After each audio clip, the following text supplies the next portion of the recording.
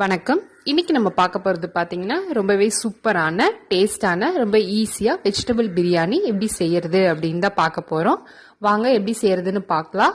அதுக்கு முன்னாடி நம்ம சேனலை நீங்கள் இன்னும் சப்ஸ்கிரைப் பண்ணலன்னா மறக்காமல் சப்ஸ்கிரைப் பண்ணிவிட்டு கூடவே இருக்க பெல் ஐக்கானை கிளிக் பண்ணிக்கோங்க. ஃபஸ்ட்டு ஒரு மிக்சி ஜார் எடுத்துக்கோங்க. அதில் ஒரு 10லேருந்து 15 சின்ன வெங்காயம் போட்டுக்கலாம். அடுத்து நம்ம ஒரு பெரிய பூண்டு, முழு பூண்டு உரிச்சு போட்டுக்கலாம். அடுத்து நம்ம ஒரு பெரிய இஞ்சி, ஒரு கிட்டத்தட்ட ஒரு 50 கிராம் வர அளவுக்கு நீங்க நல்லா தோல்லாம் சீவிட்டு சேர்த்திருங்க. கூட ஒரு 3 பச்சை மிளகாய் சேர்த்திக்கோங்க. கொஞ்சம் புதினா சேர்த்திக்கோங்க. கொத்தமல்லி கொஞ்சம், ஒரு இனுங்களவுக்கு கருவேப்பிலை போட்டுக்கோங்க. 1 டீஸ்பூன் அளவுக்கு சோம்பு. இது எல்லாத்தையுமே நல்லா நைஸா அரைச்சு எடுத்துக்கலாம். அடுத்து நீங்க ஒரு குக்கர் வச்சுக்கோங்க. அதுல ஒரு 4 ஸ்பூன் அளவுக்கு எண்ணெய் ஆட் பண்ணிக்கோங்க.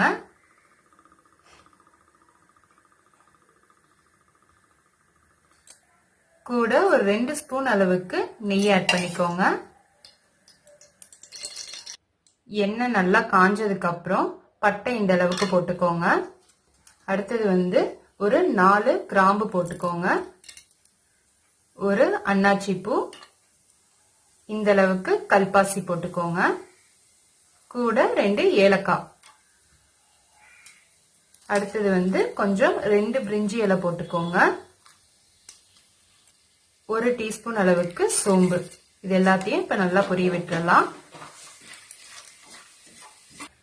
இது எல்லாமே நல்லா பொரிஞ்சதுக்கு அப்புறம் 3லேருந்து 4 பச்சை மிளகாய் நல்லா கீறி போட்டுக்கோங்க.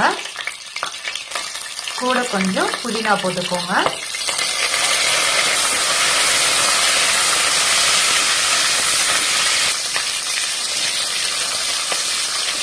அடுத்தது 3 பெரிய வெங்காயம் கட் பண்ணி வச்சிருக்கோம். அதையும் கூட சேர்த்திடலாம். எல்லாத்தையும் நல்லா வதக்கி விட்டுருங்க.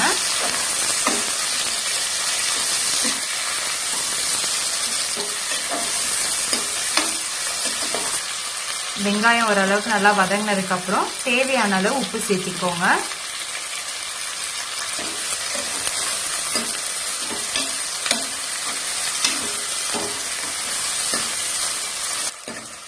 வெங்காயம் இந்த அளவுக்கு நல்லா ப்ரௌனா மாறுற அளவுக்கு நல்லா வதக்கிடணும். இந்த அளவுக்கு நல்லா வதக்கினதுக்கு அப்புறம் நம்ம தக்காளி போட்டுக்கலாம். தக்காளி 4 நல்ல பழுத்த தக்காளியா கட் பண்ணி எடுத்துக்கோங்க.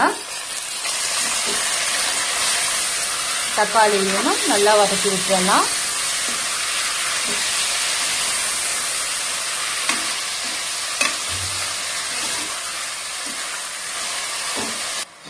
தக்காளி ஓரளவுக்கு நல்லா வதங்கினதுக்கு அப்புறம் 1 ஸ்பூன் அளவுக்கு தனி மிளகாய் தூள் சேர்த்திக்கலாம். நீங்க உங்க காரத்துக்கு ஏத்தாப்புல சேர்த்திக்கோங்க. நம்ம ஆல்ரெடி பச்சை மிளகாய் போட்டிருக்கோம். அதனால நீங்க உங்க காரத்துக்கு ஏத்தாப்புல கூடவோ குறைச்சலாவோ போட்டுக்கலாம். அடுத்தது 1 ஸ்பூன் அளவுக்கு நம்ம கரம் மசாலா சேர்த்திக்கலாம். சேர்த்தி எல்லாத்தையுமே நல்லா பெரட்டி விட்டுக்கலாம்.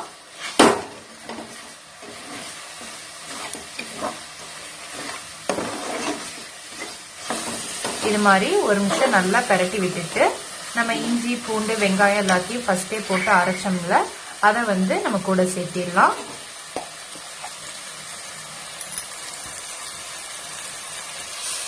இது எல்லாத்தையுமே நல்லா பெரட்டி விட்டுக்கோங்க. நல்லா பச்சை வாசனை எல்லாம் நல்லா போகணும். அந்த அளவுக்கு நல்லா வதக்கிக்கலாம்.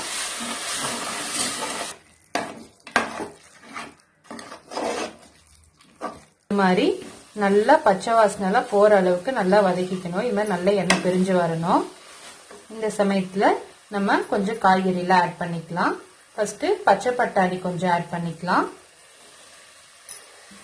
அடுத்து கொஞ்சம் கேரட் கட் பண்ணி வச்சிருக்கோம். ரொம்ப பொடியாவும் கட் பண்ணிட வேண்டாம். இந்த அளவுக்கு நீங்க கட் பண்ணீங்கன்னா கரெக்டா இருக்கும். அடுத்தது கொஞ்சம் பீன்ஸ் ஆட் பண்ணிக்கலாம்.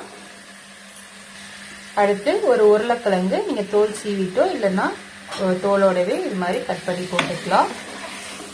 இது எல்லாத்தையுமே நல்லா இது மாதிரி பரட்டி விட்டுக்கோங்க.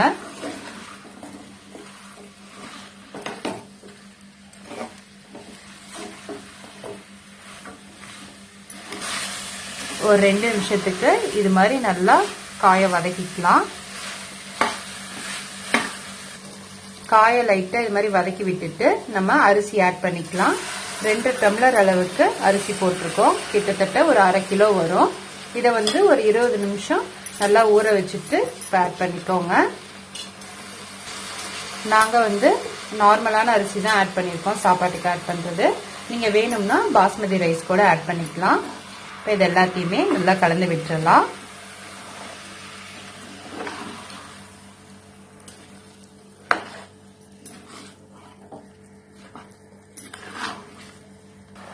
இப்போ அரிசிக்கு தேவையான அளவு தண்ணி ஆட் பண்ணிக்கலாம். 2 டம்ளர் அரிசி எடுத்திருந்தோம். அது கலவா 5 டம்ளர் அளவுக்கு தண்ணி வந்து அளந்து எடுத்து வச்சிருக்கோம். அதையும் ஆட் பண்ணிடலாம். பண்ணி எல்லாத்தையுமே நல்லா கலந்து விட்டுக்கோங்க.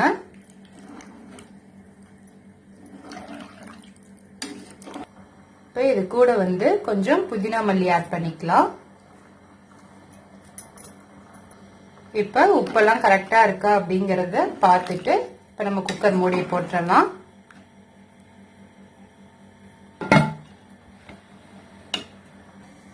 விசில் வந்து ஒரு விசில் விட்டுக்கோங்க.